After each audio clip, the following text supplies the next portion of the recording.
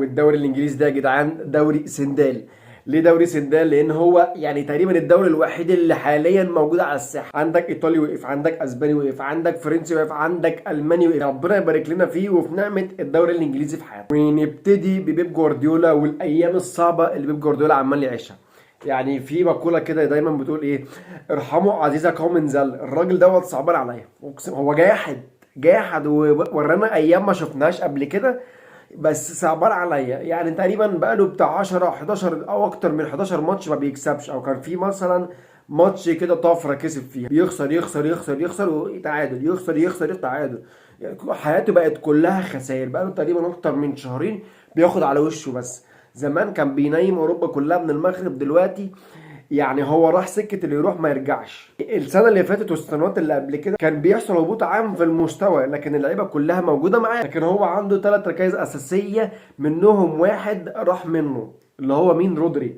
فالراجل كان تقريبا يعني حياته كلها مبنية على رودري، فجأة رودري راح منه روحة يعني صعبة سنة وبعد كده يجي لك رودري راح والموسم كله راح. بيب جوارديولا عمل غلطة كبيرة قوي ان هو ما عوضش رودري قبل ما الصيف ينتهي، فعشان كده بقول ان بيب جوارديولا راح سكة اللي يروح وما يرجعش. هو مش هيرجع من اللي هو فيه. السنة دي هيبقى موسم صفري على بيب جوارديولا الا اذا نقصوا بكاس، وتقريبا حتى هو خرج من كل الكاسات. يعني الموسم دوت موسم صفري، او الا اذا حاجة تانية، ودوت صعب جدا ان هو يتحقق. ان هو جاب لاعب ارتكاز في الانتقالات الشتويه اللي داخله علينا هيت، جاب لاعب كويس يعوض رودري ولعب بيه وعمل رومنتادا بنت حرام ما بتحصلش في الافلام واخد الدوري. ودوت نسبة حدوثه يعني تقريبا 5%. ما تقولي اشمعنى يعني 5%؟ انت متشائم قوي. اقول لك والله مش متشائم، انا عقلاني. لان انت عندك السيتي دلوقتي ترتيبه السابع.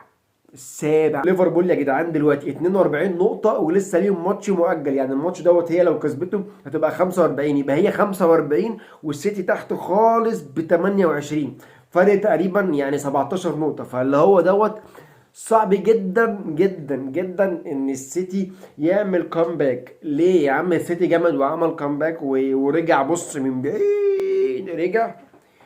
ولكن الليفر السنه دي ما بيحلش، ما بيعتمدش اي حد. فهي خلاص واضحه واتضحت ان دوت موسم صفري بالنسبه لبيب جوارديولا. واتمنى يكون اتعلم ان هو اللعيبه الاساسيه اللي معاه يعني كان لازم يعوضها بدكه قويه من اللعيبه. تعال بقى لشقه، يعني هم اخوه اعداء في نفس المدينه. مانشستر يونايتد يعني بقى نادي خلاص، مش هقول لك بقى في منتصف ترتيب الجدول. يعني هو زمان كان مانشستر يونايتد، بعد كده بقى في منتصف الترتيب، بعد كده دلوقتي ترتيبه ال 14، فاضل له 3 مراكز ويهبط. وانت مش في اول مثلا السيزون ده انت خلصت النص الاول من السيزون وانت ترتيبك ال 14. يعني انت بقيت في حته وحشه قوي قوي قوي قوي. مانشستر يونايتد بعد السير اليكس فيرجسون بقى نادي فاسد حتى النخاع. النادي دوت بقى مجزرة مدربين. كان عندك مورينيو، كان عندك فانخال، كان عندك دين هاج، كان عندك ديفيز مويس، عندك في الاخر اهو اموريم. يعني جالك عندك سولشاير بس عشان ما ننساهوش هو كمان.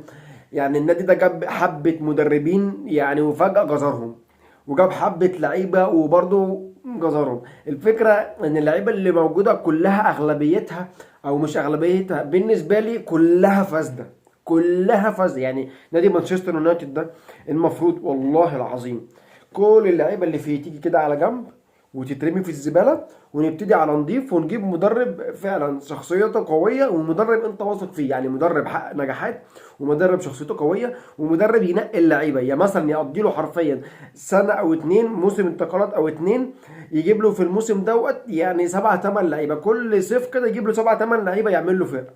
وكل اللعيبه اللي موجوده في النادي حاليا لازم تمشي، لان مفيش اي مبرر ان انت تخسر 3-0 من ايفرتون وبعديها تخسر من الولفز 2-1. انت بتخسر منهم ليه؟ هات لي سبب واحد ايا كان بقى، ايا كان ان انت تخسر من الفرق دي. مفيش اي سبب. السبب الوحيد ان كل اللعيبه اللي عندك بقت فاسده. وانت يعني الفكره مش في المدرب، الفكره في اللعيبه. لازم اللعيبه دي تمشي. انت جبت مين؟ مدرب اللي هو ما خسرش ولا ماتش في حياته هيخسر مع مانشستر يونايتد. ونيجي بقى لقنبله الموسم بالنسبه لي السنه دي، القطر اللي ما بيوقفش، ارن سلوت مع ليفربول. يعني الميكس اللي حصل السنه دي، ارن سلوت مع ليفربول اقسم بالله العظيم عكس توقعاتي تماما. ارن سلوت يا جدعان ما بيخسرش وما بيهموش اي حد، بيشيل اي حد قدامه، وده طبعا ليه اسباب. اولهم ان صلاح هو حاطط في دماغه ان دي السنه الاخيره ليا مع ليفربول وفي الدوري الانجليزي، فانا هعمل لما بيتعملش، انا هطلع نار من بقي، انا كل بص ماتش هعمل حاجه من الثلاثه، يا اما اجيب جون، يا اما اعمل اسيست، يا اما اجيب جون واسيست، يا اما بقى الحاجه الرابعه اللي انا ما قلتلكش عليها انه ممكن يعمل كل الكلام دوت مضاعفه، جونين واسيست، اسيستين وجون، جونين واسيستين، هيعمل حاجات ما بتتعملش. وبالنسبه لي برضو اللاعب اللي كان عامل طفره السنه دي جاكبو، يعني هو كان بالنسبه لي ان هو جه غلطه او جه بواسطه او يعني جاي زي ما جه، اداؤه كان عادي جدا واقل من العادي، اللي هو ما يفرقش الدكه، في لعيبه كتير احسن منك، انت السنه دي عليك رجل يمين بنت حرام، يا اما بتعمل اوفرات كده في قلب ال 18 اي حد ما بيفهمش كوره يخش يجيب جول، يا اما انت بتخلص. جاب جول السنه دي فشيخ فاجر. فالليفر 42 نقطة ولسه ليه كمان ماتش مؤجل، تحتيه تشيلسي 35 نقطة، والرابع عندك الارسنال ب 33 نقطة. بس هو في حاجة يعني، بس هو نوتنجهام التالت هنا ازاي ولا بيعمل ايه؟ حد هياخد باله؟ ومانشستر سيتي السابع، ومانشستر يونايتد ال 14، يعني حاجه كده منتهى الكارثه. فسؤالي ليكم، هل مانشستر سيتي فعلا هيخرج بموسم صفري، او ايه اللي ممكن بيب جوارديولا يعمله عشان ينقذ نفسه من الحاله اللي هو بقى فيها دي؟ وبس كده، وخميسكم طيب وجمعتكم مباركه، وكان معكم زيكا، وسلام.